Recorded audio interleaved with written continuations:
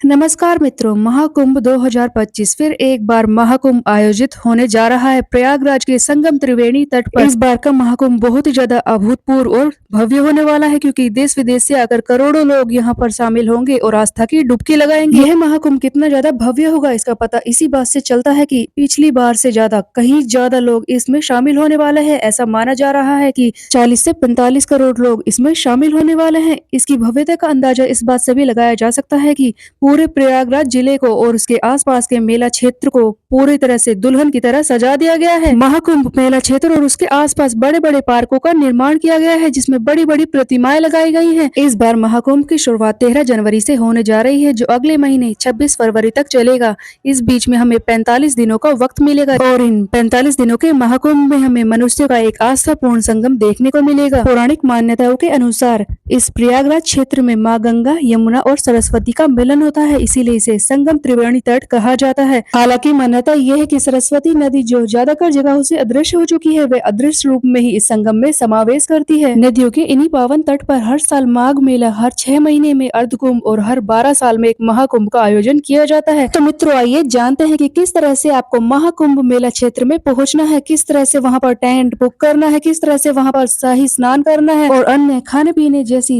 व्यवस्थाओं के बारे में जानने के लिए इस वीडियो के अंत तक बने रहिए। यहाँ पर आपको संपूर्ण जानकारी देखने को मिलेगी। इसके अलावा महाकुंभ में आने के बाद आपका कितना खर्चा आ सकता है, इसकी विस्तृत जानकारी भी आपको वीडियो में देखने को मिलेगी। तो आइए मित्रों, करते हैं इस वीडियो की शुरुआत। अगर आपको इस वीडियो में बताई जानकारी महत्वपूर्ण लगे तो इस चैनल को सब्सक्राइब करना मत भूलिएगा। सबसे पहले हम बात करते हैं प्रशासन की। उत्तर प्रदेश प्रशासन ने महाकुंभ मेले की इस भव्यता को देखते हुए इस क्षेत्र को एक क्षेत्र व जिले की तरह ही बना दिया है। इस क्षेत्र में 25 सेक्टर आते हैं। इस पूरे मेला क्षेत्र में भक्तों की भीड़ एक जगह पर इकट्ठी ना हो जाए, कहीं कोई परेशानी ना हो, इसीलिए कई सारे पक्के घाटों का निर्माण किया गया है। भक्तों की सुरक्षा की दृष्टि से यहाँ पर प्रशासन ने बहुत सारे पुलिस बल को तैनात किया है। इसके अलावा एनडीआरएफ, एसडीआरएफ और कई सारे मिलिट्री के जवान यहाँ पर तैनात किए गए हैं। ये सारे सुरक्षा दल भक्तों की सुरक्षा तो करेंगे ही, अपितु इस बात पर भी ध्यान देंगे कि यहाँ पर पहुँचने वाले भक्तों को सुगमता से दर्शन करने और स्नान आदि करने का मौका मिलता रहे। किसी भी तरह की भीड़ भाड़ या फिर किसी भी तरह की भगदड़ यहाँ पर ना मचे। दोस्तों, प्रशासन के इंतजामों के बाद अब हम यह जानते हैं कि अगर हम दर्शन करने आ रहे हैं तो इस मेला क्षेत्र तक हम पहुँचेंगे कैसे। वैसे तो यहाँ पर पहुँचने के कई सारे तरीके हैं, लेकिन सबसे सरल और सबसे सुगमतापूर्ण तरीका है भारतीय रेल, जिसके साथ किसी भी क्षेत्र से देश के किसी भी कोने से आप सुगमतापूर्ण प्रयागराज पहुँच सकते हैं। अगर आप बड़े शहरों से यहाँ पर पहुँच रहे हैं तो ये आपके लिए बहुत ही ज्यादा आसान होने वाला है। अगर आप दिल्ली से आ रहे हैं तो आप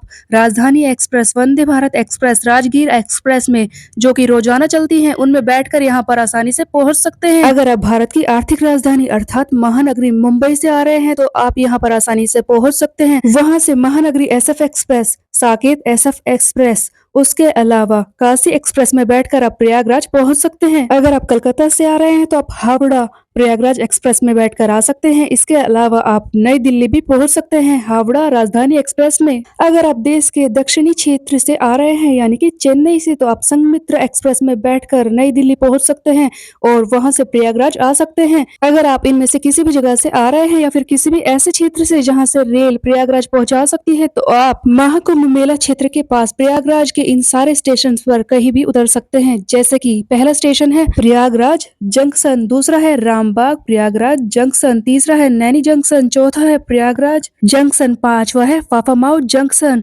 उसके अलावा छठा है प्रयाग जंक्शन, उसके अलावा झूसी जंक्शन, बमरोली जंक्शन और सूबेदारगंज में भी आप उतर सकते हैं। ये सभी रेलवे स्टेशन मेला क्षेत्र के 7 से 8 किलोमीटर की दूरी पर ही पड़ते हैं। इनमें से सबसे पास पड़ता है प्रयाग संगम क्षेत्र जंक्शन, जो कि मेला क्षेत्र से सिर्फ 2 किलोमीटर की दूरी पर है, जहां से आप पैदल चलकर भी मेला क्षेत्र तक पहुंच सकते हैं। परंतु ध्यान देने वाली बात यह है कि जिस दिन भी शाही स्नान वाला दिन होगा, उस दिन इस स्टेशन को और इसके आसपास 5 किलोमीटर तक की हर चीज को बंद कर दिया जाएगा। इसीलिए शाही स्नान के दिन आप इस स्टेशन से यहाँ आने की कोशिश ना करें। इसके पीछे प्रशासन की कोशिश यही है कि शाही स्नान के दिन, जो कि इतना पवित्र होता है, इस क्षेत्र के आसपास ज्यादा भीड़ न जमा हो जाए। फिर भी आप प्रयाग जंक्शन या फिर इनमें से अन्य किसी भी जंक्शन पर उतरकर आसानी से थोड़ी देर में ही यहाँ पर मेला क्षेत्र तक पहुँच सकते हैं। आप स्टेशन से मिनी बस, ऑटो या फिर रिक्शा में बैठकर इस मेला क्षेत्र तक पहुँच सकते हैं आसानी से। लेकिन अपनी गाड़ी से आ रहे हैं या फिर ऐसी गाड़ी जिसे आपने किराए पर लिया है, उसे आपको पार्किंग में ही खड़ी करना होगा, जो कि मेला क्षेत्र से कम 4 या 5 किलोमीटर दूर तो होगा ही।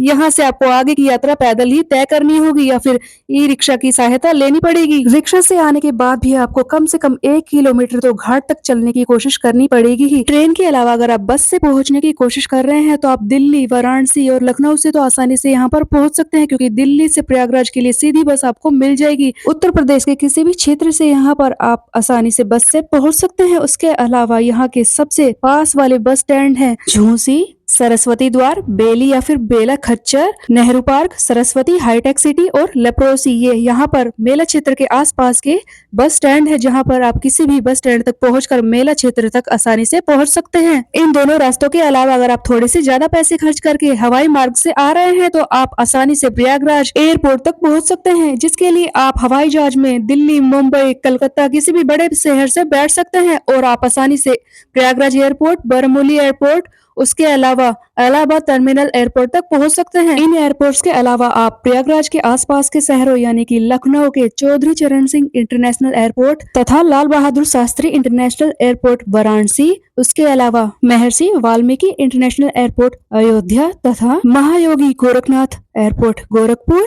तथा कानपुर एयरपोर्ट पर पहुंच सकते हैं। इस तरह से आप हवाई मार्ग से सुगमता से यहाँ पर पहुंच जाएंगे और वहां से प्रयागराज आकर आप मेला क्षेत्र तक पहुंच सकते हैं। ये तो थे यहाँ पर आने के तरीके, यानी कि एक बार अगर हम यहाँ पर पहुंच जाएं, उसके बाद स्नान आदि करना, यहाँ पर रुकना, इसकी व्यवस्था कैसी होगी, आइए इस बारे में जानते हैं। अगर आप यहाँ पर पहुंचकर होटल्स को बुक करने के बारे में सोच रहे हो तो सबसे पहले इस बात पर ध्यान दें, रोजाना के दिनों के अलावा यहाँ पर होटल्स को पहले से ज्यादा महंगा कर दिया गया है। यानी कि आपको अगर एक दिन के लिए भी होटल चाहिए तो किसी भी नॉर्मल होटल में जाकर आपको 3 से 4 हजार रुपए देने पड़ेंगे, वो भी एक दिन के। इसके अलावा अगर आप बड़े होटल्स में जाएंगे तो आपको इससे भी ज्यादा 8 से 10 हजार रुपए खर्च करने पड़ सकते हैं। वैसे तो यूपी प्रशासन ने यहाँ पर डोम सिटी यानी कि टेंट हाउस वाली सिटी बनाई है, जिसमें आप अपने लिए टेंट खरीद सकते हैं, जहां पर अलग अलग तरीके के टेंट हैं। अगर आप यहां पर कल्पवास करना चाहते हैं तो आपको एक नॉर्मल छोटा सा टेंट 3 से 4 हजार रुपए में महीने के लिए मिल सकता है। लेकिन जितने बड़े टेंट की आपको जरूरत होगी या फिर जितनी आपको उसमें सुविधा चाहिए, उसी के हिसाब से यहाँ पर पैसे बढ़ते जाएंगे। लेकिन इसमें भी ध्यान देने वाली बात यह है कि ये टेंट जल्दी जल्दी बुक होते जा रहे हैं। अगर आपको भी इनमें से कोई भी टेंट चाहिए तो आपको mahakumbh.government.in ऑफिशियल वेबसाइट पर जाकर अपने लिए टेंट बुक करना होगा। आप इसमें धोखाधड़ी का शिकार ना बने, आपको ऑफिशियल वेबसाइट पर जाकर ही पैसे देकर टेंट खरीदना होगा। आप किसी भी अन्य व्यक्ति से ये टेंट ना खरीदे, जिससे कि आपको आर्थिक हानि हो सकती है। अगर आप महाकुंभ मेला क्षेत्र में जाकर ही टेंट खरीदना चाहते हैं तो इस बात का खासा ध्यान रखना पड़ेगा कि आप किसी भी ऐसे अधिकारी से टेंट ले रहे हैं या फिर बुक करा रहे हैं जिसके पास उसकी मंजूरी हो। फिर भी आप वहां पर जाने से पहले ही ऑफिशियल वेबसाइट पर जाकर इस टेंट को बुक करा लीजिए, इससे आपको ही आसानी पड़ेगी। इन टेंट्स में अलग अलग तरह के टेंट्स बने हुए हैं, जो डीलक्स हैं, सुपर डीलक्स हैं। इनके अलावा मरीन व्यू भी आपको मिलेगा।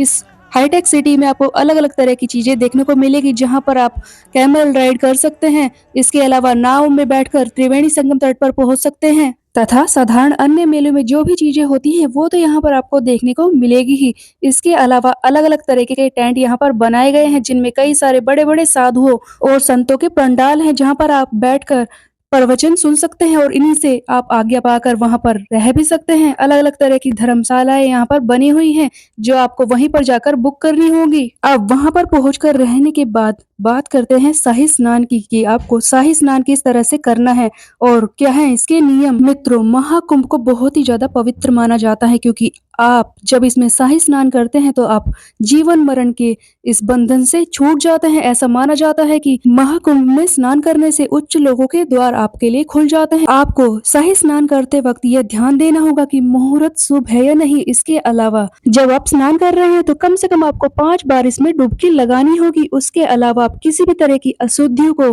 पानी में प्रवेश ना कराएं, यानी कि बालों को धोने के लिए किसी भी तरह का शैम्पू या फिर साबुन का इस्तेमाल ना करें। जब आप कोई भी रास्ता चुनकर मेला क्षेत्र तक पहुंचते हैं तो आपको सबसे पहले किसी भी घाट तक पहुंचना होगा। यहाँ पर 6 बड़े घाट बनाए गए हैं: ज्ञान गंगा घाट, रसोलाबाद घाट, किला घाट, नौकायान घाट, महेवा घाट और सरस्वती घाट। अगर आप प्रयागराज के किसी भी जंक्शन से आ रहे हैं तो आप आसानी से इन घाटों तक पहुंच सकते हैं। घाटों पर पहुंचने के बाद आपको कम से कम 1 किलोमीटर तक चलना होगा ताकि आप पानी तक पहुंच सके।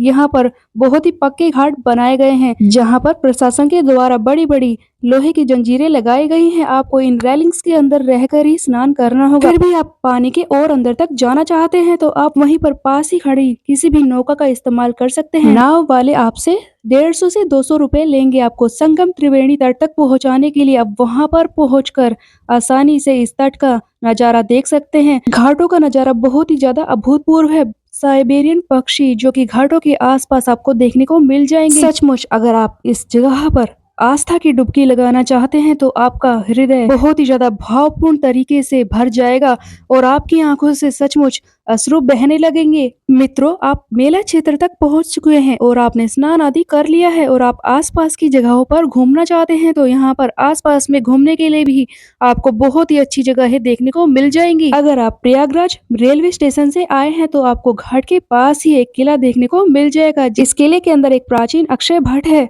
और ऐसी मान्यता है कि राम जी अपने वनवास के दौरान आकर यहीं पर रुके थे। इसके अलावा पास ही में आपको एक बड़ा सा हनुमान जी का मंदिर देखने को मिल जाएगा। इस मंदिर में हनुमान जी लेटे हुए हैं। ऐसी मान्यता है कि जब हनुमान जी लक्ष्मण जी को बचाने के लिए संजीवनी बूटी लेने जा रहे थे तब भरत जी ने एक निशाचर समझकर एक बाण मार दिया था जिसके प्रभाव से वो यहीं पर आकर गिरे थे। इसीलिए उनकी एक लेटी हुई भव्य प्रतिमा यहाँ पर बनाई गई है। इसके अलावा आसपास के क्षेत्रों में घूमने के लिए रिक्शा का इस्तेमाल करना पड़ेगा। अगर आप रिक्शा से जा रहे हैं तो आप शिवालय पार्क में जा सकते हैं। इस पार्क में बेकार पड़ी धातुओं से 12 ज्योतिर्लिंगों को उकेरा गया है जो देखने में बहुत ही ज्यादा भव्य लगते हैं। शिवालय पार्क के अलावा company garden, Chandrashekhar Azad park और भारद्वाज आश्रम में आप जा सकते हैं जहां पर आप बहुत ही अच्छी तरह से फोटो खींच सकते हैं, घूमने फिरने का मजा ले सकते हैं। महर्षि भारद्वाज पार्क में आपको यहाँ पर महर्षि भारद्वाज की एक बहुत ही बड़ी सी प्रतिमा देखने को भी मिलती है जो देखने में बहुत ही ज्यादा भव्य लगती है। इसके अलावा अलोपी माता का मंदिर और कई सारे मंदिर आप यहाँ पर घूम सकते हैं। प्रयागराज के अलावा आप किसी और जगह पर भी घूमना चाहते हैं तो आसपास में आप अयोध्या धाम, बनारस या फिर आसपास के किसी भी जिले में जाकर बहुत सारी चीजों को देख सकते हैं, लेकिन इसके लिए आपको वक्त की जरूरत पड़ेगी। अब बात करते हैं दोस्तों कि यहाँ पर घूमने के लिए आपका कितना खर्चा आएगा। अगर आप खुद या फिर अपने किसी साथी के साथ आ रहे हैं, मेरा मतलब है कि कम से कम आप लोग 2 लोग हैं तो आपका कम से कम यहाँ पर 5,000 रुपए तक खर्च हो जाएगा जहाँ पर आप सुबह जल्दी यहाँ पर पहुंच सकते हैं, मेला क्षेत्र घूम सकते हैं। इसके अलावा स्नान आदि करके आसपास की कुछ चीजें भी देख सकते हैं, परंतु इसके लिए आपको यहाँ से रात को ही वापस जाना होगा। अगर आप यहाँ पर एक दिन रुकने के बारे में सोच रहे हैं तो ट्रेन की टिकट्स, उसके अलावा यहाँ पर रुकने के लिए टेंट्स वगैरह या फिर जिस भी होटल में आप रहना चाहते हैं उसका खर्चा आपको अलग से पड़ेगा। कम से कम 10 से 20,000 तक आपके खर्च हो सकते हैं। मित्रों, इस वीडियो में मैंने आपको हर तरह की जानकारी देने की कोशिश की है कि किस तरह से आप मेला क्षेत्र तक पहुंच सकते हैं, स्नान आदि कर सकते हैं। लेकिन अगर आपको किसी भी तरह की और अन्य जानकारी चाहिए या फिर टेंट वगैरह बुक कराना चाहते हैं तो आप महाकुंभ मेला की ऑफिशियल वेबसाइट पर जाकर ये सारी जानकारी देख सकते हैं जिसका लिंक मैंने डिस्क्रिप्शन में दिया है। दोस्तों, आपका ये महाकुंभ मेला का सफर बहुत ही ज्यादा मंगलमय हो, इसी विश्वास के साथ आज हम इस वीडियो से विदा लेते हैं। तब तक के लिए इस चैनल को सब्सक्राइब जरूर कर दीजिएगा।